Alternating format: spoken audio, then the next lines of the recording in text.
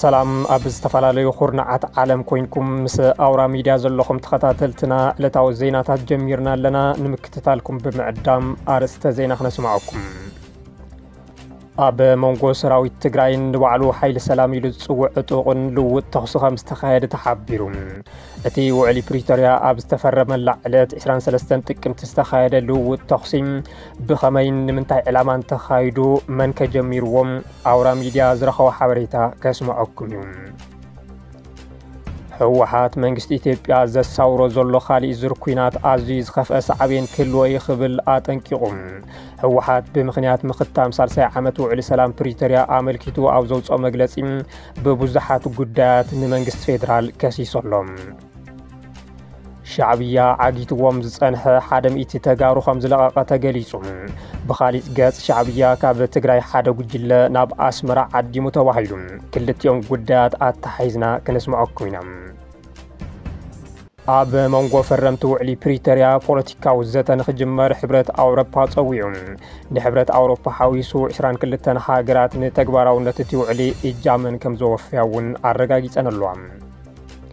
شعبية سراويتو أم تنخار كم زركب بعليا فليتون أب هزبي سفيح قسقواس كوينات يكاير كم زلوون تفليت اللهم نايزيو من كالتون تحستتات كنسمعكم ينام كسامو وداتا حاويركم ناصنهم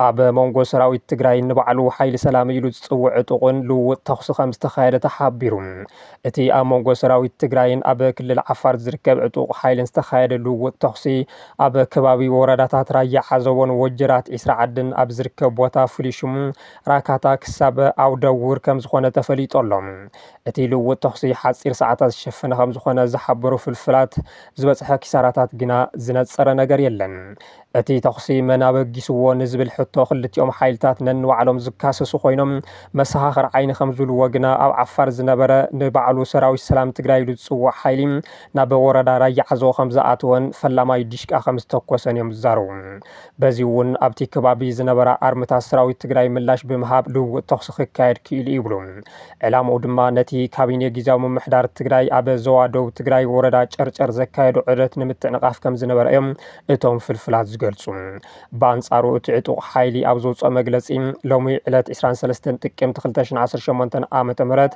عطوات قجلة دحرات آمونغو ردارا يعزوون وجراتن قبل اللي حيلنا متقعد خفيتولو كبل كاسيسيون من تسلامي لو كاب حنبرت تقراي ريحقو أب حدج أف تقراي سفيرو قبل اللي حيلنا جمرو متقعتين حيزنا يزولنا ناي سلام مرقز تقدينا نخنتحسو زقبر ترقاقامي تنكوي أيد مايلو ولم يخون بر اتي حيلي معزن بخمين أبتي حدج أف زولو تقراي كسفر كم خالقنا أي جلسن مخنياتو بتلاقامي حرام مريت أو زولو مريت عفار كم زنبرة زفلتيم مرداتات كم زملكتو وجنا نزحلفو لعلة الشعات تواره عمريت عفار عريدو زنبر عطو حيلم كم مريت نوصلنا زبل تلاقامي حتو خاب حزب عفار كم زقر والو يزجلات بفلاي كاب كروا أوان دما زي حتونا تلاقامي خمس مس أزجلتو في الفلات بزيون تحيلي نام مريت تجراي كباوي ورد راي عزو خمساتو يحبرون بتي بلبتي اتلو تخصي أوان مختاب حدا جنبار استخاشهم أب حدا قرقار استقوروا كلهم أولات تجينا سراوي تجراي زنبورون دك حنت تجراي مخانم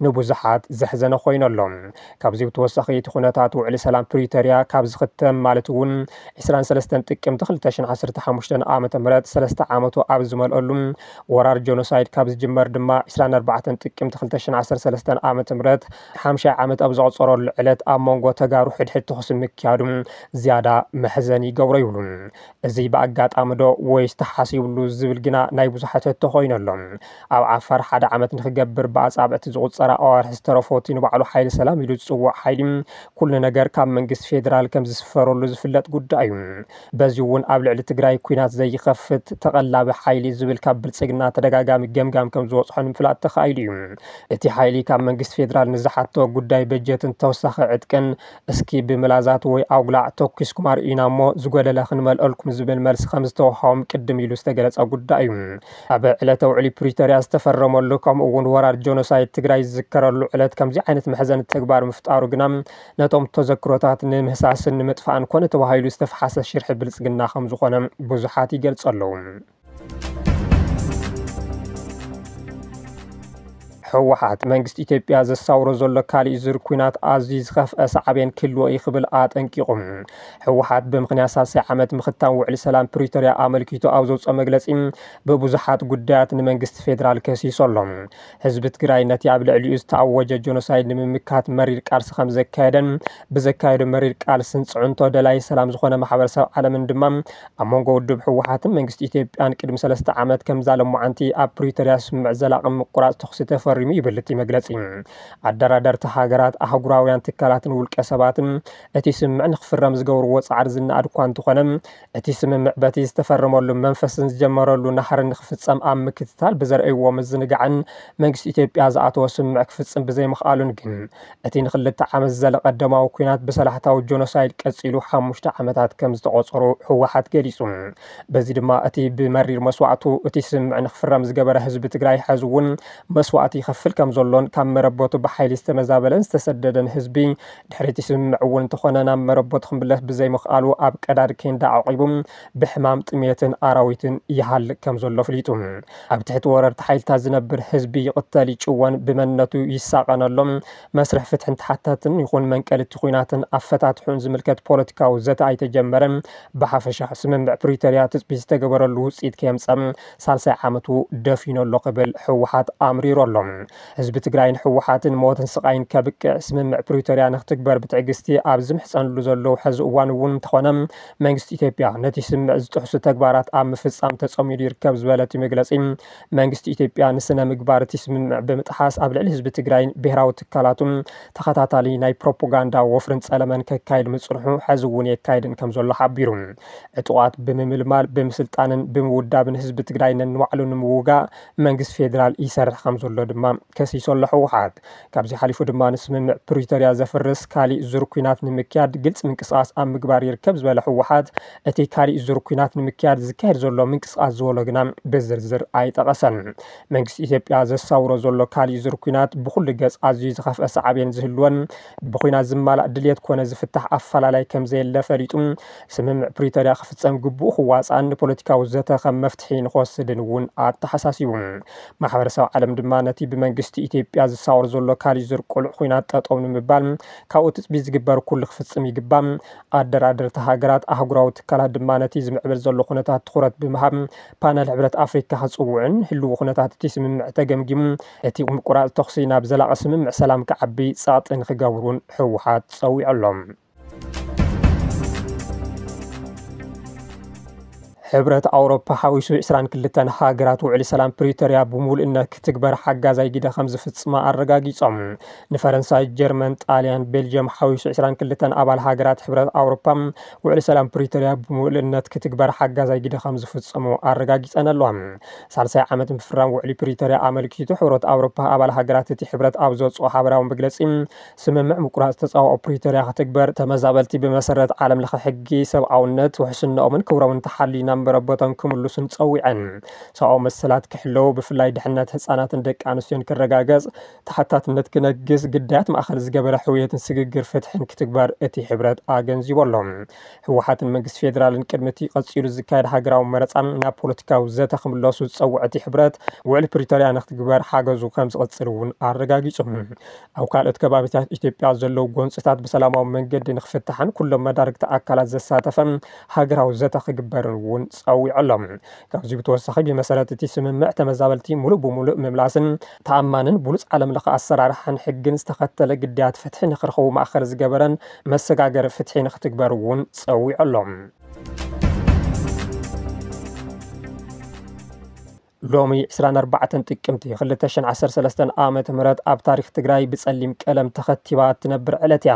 ስርዓት ብልጽግና ኣብ ልዕሊ ህዝቢ ትግራይ ቁልዕ ወራር ጆኖሳይድ ብዕሊ ዝኣወጀላ ዕለት ብልጽግና እዚ ሰሜን ተወቂዑ ሕጊ ከኸብር የይሉ ዝጀመሮ ቁልዕ ወራር ናብ ገበን ጽንተት ተሰጋጊሩ ኣስታት 1 ሚልዮን ኣህሊቁም ልዕሊ 2 ሚልዮን ካብ መረበቱ ኣብ መዛቢሉ ልዕሊ 200 ደቂ ኣንስትዮ መጻወት ዕስለታት ንኾና ሃፍቲ ትግራይ ኣዕንዩ ሓሊፎሎም ፖለቲከኛታት ስልጣን ንኸይሕዙ ተባሂሉ ኣዴታት ከይበኽያ መናእሰይ ከይሞቱ መሰረተ ልምዓት ከይዓኒ ኢሎም ዝፈከሩ ቀዳማይ ሚኒስትር ኣብይ ኣሕመድ ንግስንኦም ንምጽናዕ ኣዴታት ትግራይ ደም ንኽነብዓ ገይሮም እዮም ብልጽግና ሽሾ ሰራዊት መንግስት ፌደራል ጥራሕንተ ይኮነስ ፍሉይ ሓይሊ ዝበሃል ኩለን ክልላት ኣሰሊፉም 42 ክፍለ ሰራዊት ሻዕብያ ዓዲሙ ሰራዊት ሶማልያ እትዩ ካብ ሕቡራት ዓረብ ኤሚሬትስ ኢራን ቻይናን ሩስያን ድሮናት ኣዋፊሩ ብሓፍሻ ልዕሊ 10 ሃገራት ዓለም ኣሳቲፉ ንህዝቢ ትግራይ ካብ ገጸ ምድሪ ንትግራይ ካብ ካርታ ዓለም ከጥፍእ ዝኸኣለ ኩሉ ገይሩ ኩሎም ዓይነታት ግልጋሎት ከልኪሉ ንትግራይ 360 ደግሪ ካዊቡን ዓጺን ጥሜት ከም መሳርሒ ኩናት ተጠቂሙ ኣብ ታሪኽ ዓለም ተፈጺሙ ዘይፈልጥ ጭካነ ብምርኣይ ኣብ 21 ክፍለ ዘመን ደማዊ ዝተባሃለ ኩናት ኣካይዱ ህዝቢ ትግራይ ድማ ከም ህዝቢ ካብ ገጸ ምድሪ ንኸይጠፍእ ካብ ካርታ ዓለም ንኸይሕከኽ ካብ ቆልዓ ክሳብ ዓብዪ ብሓድነቱ መኪቱ ንዓለም ጉድ ብምባል ህልውንኡ ኣረጋጊጹ ህዝቢ ትግራይ ከምቲ ጸላእቱ ዝሓሰብዎ ዋላ እውን መሊኡ ኣይጥፋም ዝበጽሖ ገበንን ግፍዕን ዝበጽሖ በሰላን ስነ ኣእምራዊ ሓሰያን ግና ኣብ ዓለም ተራእዩ ዘይፍለጥ እዩ ካብዚ ንላዕሊ ግና እቲ ኣብ ልዕሊ ህዝቢ ትግራይ ባዕሉ ባዕዳዊ ዓዲሙን ሰፍ ዘይብል በደል ዝፈጸመ ስርዓት ብልጽግና ተበዳሊ መሲሉ ከይርሳዕ ከይድገም ብምባል 24 ጥቅምቲ እናዘከረ ይርከብ ብቅልጽሙ ካብ ሙሉእ ጥፍኣት ድሒኑ ጸላእቲ ኣብ ቅድሚ ዓለም ውዕሊ ሰላም ንኽፍርሙ ዘገደደ ህዝቢ ትግራይ ግና ብሕመቕ መራሕቱ ዓስቢ መስዋዕቱ ከይረኸበ ባህጊ ነጻነቱ ከይኣወጀም ሕዚ እውን ኣብ ስጋኣት ይነብር ኣሎ ኣብ ልዕሊ ህዝቢ ትግራይ ዝተፈጸመ ገበን ጆኖሳይድ ግና ከይርሳዕ ከይድገም ክስነድ ኣብ ማህደር ታሪኽ ክኽተብ ይግባእ 50 ዓመት ዝኽሪ ወራር ትግራይ ከምኡ እውን 30 ዓመት ስምዕ ፕሪቶርያ ዝዝከር ምእንቲ ምዝካሩ ጥራሕ ዝግበር ዘይኮነስ ኣብ ትግራይ ይኹን ኣብ መላእ ቀርኒ ኣፍሪካ ኩናት ከይደግስን ግፍዕታት ዳግም ከይፍጸሙን ንኹሎም ፈተውቲ ሰላም ህዝብታት ንምስላፍ ዘኽእል ተወፋይነት ብምሕዳስ ክኸውን ከም ዝግባእ ድማ ምሁራት ይምዕዱ ኣለዉ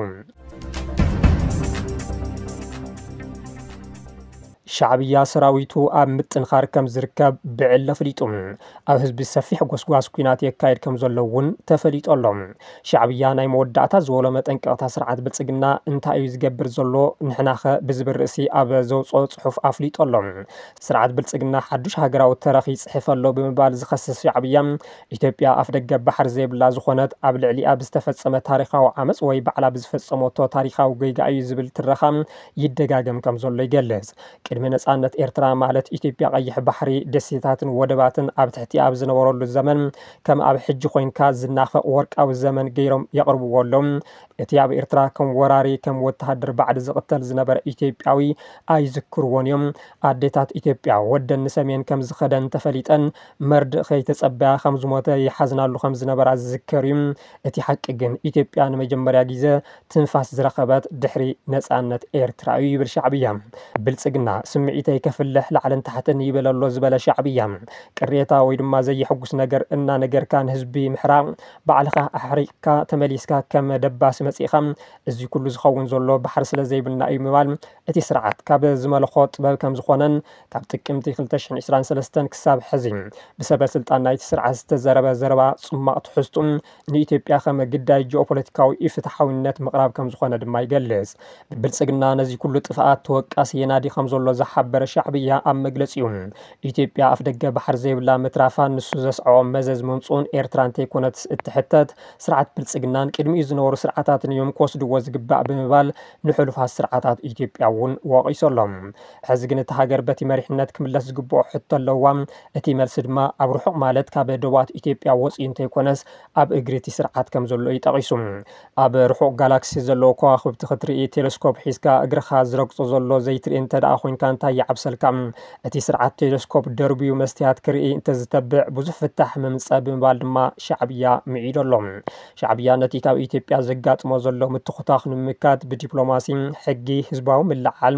ምስ ህዝብታት ኢትዮጵያ ንጡፍ ዝምድና ወይ ድማ ጽምዶ ከካይድን ዞባዊ ጽልዋ ክዕርፍን ከምኡ እውን ትካላት ምክልኻል ከጠናኽር ከም ጸንሐ ብምሕባር ንቐጻሊ ድማ ንላዕላውነት ኤርትራ ዝድርዕ ዲፕሎማሲ ከም ዘሕይል ገሊጹ ኣሎ ኣህጉራውያን ትካላትን ጸለውቲ ሃገራትን ንላዕላውነትን ግዝኣታዊ ሓድነትን ኤርትራ ዝግህዝ ተጸባእቲ ፈኸራታት ብልጽግና ክኾንኑ ኢትዮጵያ ጠንቂ ዞባዊ ህውከት ካብ ምዃን ክትእርነብ ጸቕጥን ክገብሩ ኩሉ ኤርትራዊ ብፍላይ ከዓ ምሁራትን ፈጠርቲ ጽልዋን ብዕቱብ ንኽነጥፉ ነቲ ክሳብ ሕዚ ክግበር ጸንሐ ዝያዳ ክሕይሉ ከም ዝግባእ እውን ኣገንዚቡ ከም ሃገር ከዓ ክልተ እውን ሓበራውን ዝምድናታት ምስ ሃገራት ተዋስንቲ ቀይሕ ባሕሪ ንምድልዳል ዝጀመሮ ስራሕ ብዘሕየለ ክቕጽለሉ ሕጋውን ታሪኻውን ጭብጥታት ከቕርብ ወግዓዊ ሰነዳትን ታሪኻዊ ስምዓትን ብዝተፈላለየ መልክዓት ከም ዘውፅኦን ዘቃልዑን ድማ ተሓንየሎም ንፍኸራ ብልጽግና እናስዓበ ንጎይቂ ከም ዘይዕደምን ስቕታ ከም ዝመርጽን ዝሓበረ ሻዕብያ ሞያ ኣብ ልቢ ከም ዝበሃል ኤርትራ ነቲ ጸላእታ ዝምክሕሉ ጸብለልታ ካብ ጽዋታ ዝግልፍ ክእለት ምሕንጻጽ ብቕዓት ምትግባርን ስትራቴጂ ምክልኻላ ኣብ ምጉልባጥ ጠመተ ከም ትገብር ኣፍሊጦሎም ንዝዓጠቕዎ ንዘኽተትዎ ንዝገዝእዎ ካብ ጽዋታ ዝግልፍ ጥበብ ወይ ድማ ብልሒ ኩናት ናይ ቀደምና ሕዚ እውን ከም ዘሎ ክፍለጥ ይግባእ ብምባል ድማ